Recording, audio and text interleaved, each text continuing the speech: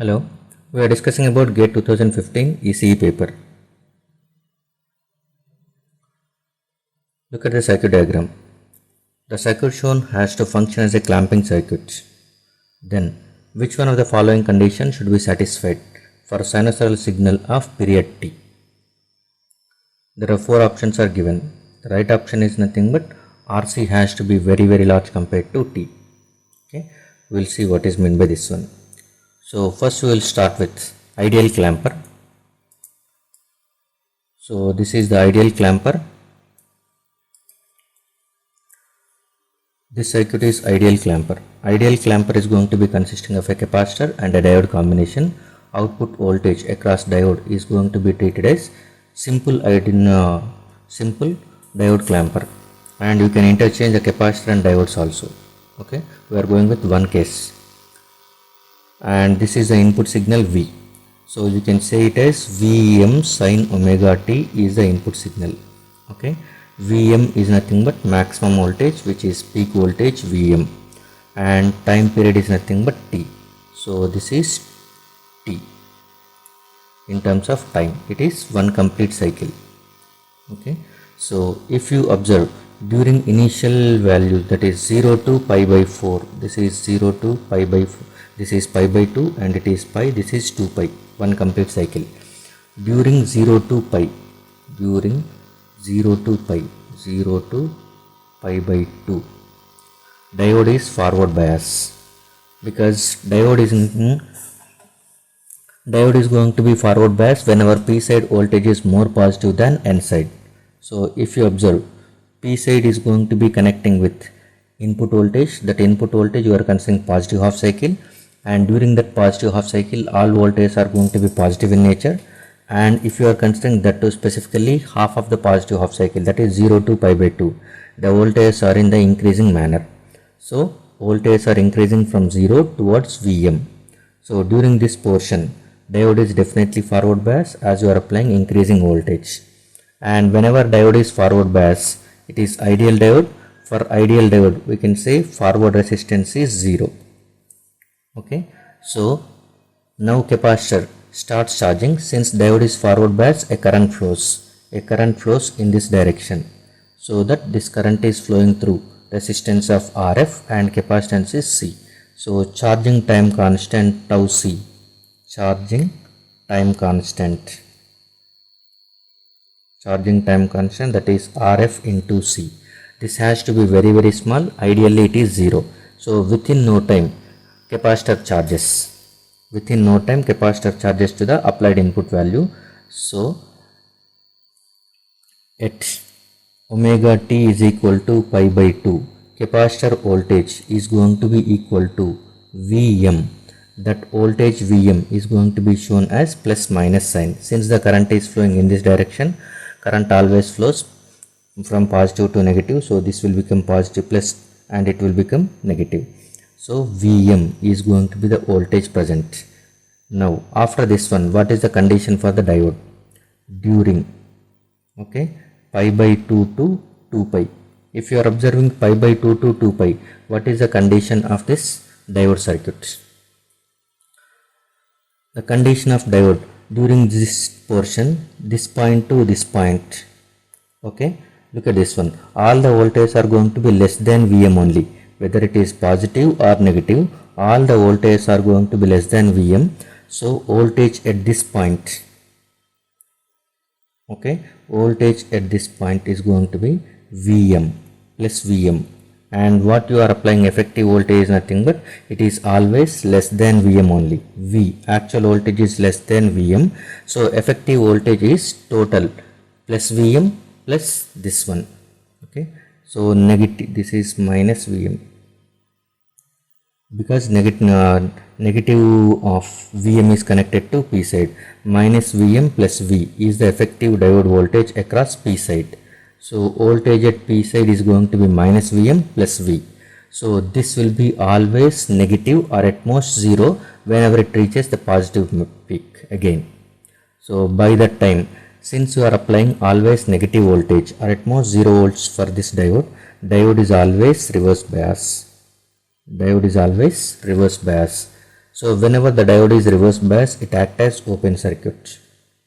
Whenever it is acting as open circuit, the circuit diagram is going to be looks like this one. It is V. So simply V0 is nothing but voltage across open circuit diode. So you can write it as Vm minus Vm plus V. That is nothing but minus Vm plus Vm sin omega t. If you are going to check, V input is Vm sin omega t and output voltage is minus Vm plus Vm sin omega t. This is called as DC shift. DC shift. You are getting the same voltage at the output, but you are having a DC shift of minus Vm. Okay. So now the output waveform is going to be clamped at. Okay. This is the waveform you will get. So this will be treated as minus Vm. Okay. So from this equation, if input signal magnitude is at Vm, Vm minus Vm will become 0. So whenever input signal magnitude is at Vm, you will get the 0 volts. Whenever input signal magnitude at 0, okay, whenever the input signal magnitude is at 0, you will get minus Vm. Whenever the input signal magnitude is at minus Vm, okay, then you will get it as minus Vm minus Vm. You will get it as minus 2 Vm. So now the signal, same signal as the input you are getting at the output side, but it has clamped at minus Vm. So a DC shift is included in the input waveform and it appeared at the output side. 0 minus Vm minus 2 Vm. Okay. So this minus Vm you got only because whenever the diode is reverse bias, it is not discharging, the capacitor is not discharging its stored voltage. Capacitor doesn't find a path to discharge the stored charge, so that capacitor voltage is always at Vm. Remember that one. Because of that fact only we are writing it as constant as minus Vm. If the capacitor is discharging, at that time this minus Vm value is also gets discharges. You don't get the exact clamping waveform. Okay. So the important point is, whenever the diode is under reverse bias, capacitor should not discharge. Okay, that is first important point. And second important point is, okay, second important point is related to disadvantage of this ideal diode. Disadvantage of ideal diode is, let us assume you are applying phi sin omega t, that is minus phi, this is minus phi plus phi. You are applying phi sin omega t. What you are expecting is nothing but you will get a waveform which is going to be having this waveform, and this will be treated as minus phi. So after some time of t1, okay, we are changing this 3 phi sin omega t to 3 sin omega t. What you are expecting? 3 sin omega t. Now the value is going to be shifted towards 3 sin omega t. So you will get the waveform from this point onwards, only this one, 3 sin omega t. So this will be 0 and it is minus 6. This value has to be minus 3. So the DC shift should be introduced is minus 3 because Vm is changes to 3. But this doesn't happen because output voltage cannot reduce. If the input signal is reducing from 5 to 3 volts, output signal cannot reduce because the capacitor voltage cannot reduce. Capacitor cannot able to find a discharge path. So this waveform is going to be not appeared for the ideal clamper. Okay, always the output voltage is at plus 5 only. So you will get output voltage as plus 5, that is minus 5 plus 3 sin omega t you will get, and so that you will get some DC shift which is going to be going above also.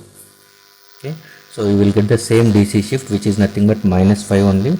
So you are going to get the waveform in this way. If it is ideal clamper, this is the waveform you will get. Okay, so to overcome this disadvantage, we must show a discharge path. We must show a discharge path for the capacitor. That is what, with the help of practical clamper, where we are going with resistor R. This resistor R is used whenever diode is under reverse bias to discharge the voltage across capacitor. Okay, so that whenever the input signal is changes from minus 5 to minus that is 5 to 3 or 5 to 2, whenever the signal is reducing, that reduced voltage is also clamped. Okay, and one more important point is nothing but during the cycle the voltage across capacitor should not be discharged. So voltage across capacitor should not be discharged, but whenever the signal itself is discharges, at that time it takes some couples of cycles to get that value of -3. But once it is going with -3, at that time during this portion, that is during the portion of the cycle, during the portion of the entire cycle even, okay, capacitor should not discharge. If capacitor is discharging, at that time we cannot say this is going to be constant. Okay, V0 is equal to, we are writing it as minus Vm plus Vm sin omega t. So you cannot say it as this is a constant if the capacitor voltage is discharging within the cycle. So discharge time constant must be very large compared to time period of the cycle. Discharge time constant is nothing but the capacitor discharging through this path. So discharge time constant is product of R into C, that R is now external resistor R and C is the capacitor value. It has to be greater than T. If this condition satisfies, you are allowing very small amount of time so that it doesn't discharge much. So Vm is not going to be reduced by a large value. So you can treat Vm as constant. So discharge time constant must be very large compared to T, and charging time constant must be very small compared to T. These are the actual conditions for a practical clamper circuit.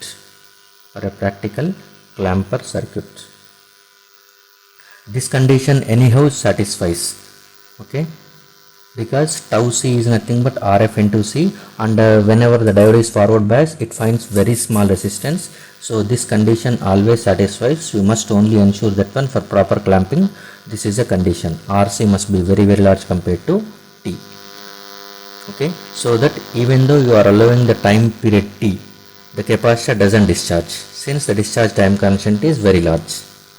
Okay, actually the definition of time constant says time constant is nothing but tau. Definition is within one time constant, okay, the voltage across capacitor is going to be either increases or reduces by 63.2%. If you allow this much time, at that time output voltage is going to be changes by 63.2% of its final value. So if you are allowing that much time, definitely capacitor voltage gets changed. So you are not allowing that time, so that this small t, capital T, has to be very small compared to this product of R and C. So this is the actual time you are giving for the capacitor, but capacitor to discharge towards 63.2%, it requires minimum of this much time. So this time is very small, so discharge content is very small. So you can say always the voltage across capacitor is constant. So you are getting proper clamping. Okay, condition for clamping circuit is RC must be very large compared to T. So this is fourth. D is the right answer. Thank you.